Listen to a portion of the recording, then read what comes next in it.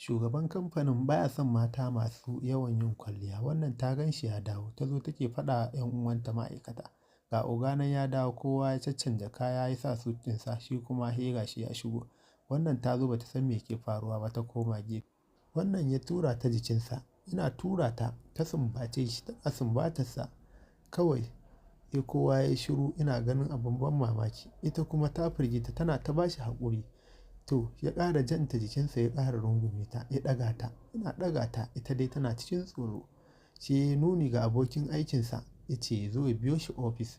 Yana biyo shi ofis ya ja yarinya, ina janta. Muka zauna ya riƙe hannayenta. Ina riƙe hannayenta, sai ta fizge hannayenta. Kawai sai ya fara bacci. Ina fara bacci, sai ga wata bulu walƙiya daga cikin idanuwansa. Ya tashi tsaye, yanda ka san cewa ya manta da abin da ya faru, ya fara mata faɗa. Ita ma ta tashi a fusace ta fara yi.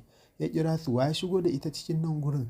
Shi ne kawai, shi kuma abokin aikin nasa. A, to wannan wane irin tunani ne da shi? Kowa ya juya ya fice. Sai kuma ya fara shan kofi. Yana fara shan kofi sai ya fara tari. Ina fara tari, tarinsa ke nan mutane kowa ya shishigo. Ina shishigowa aka rirriƙe.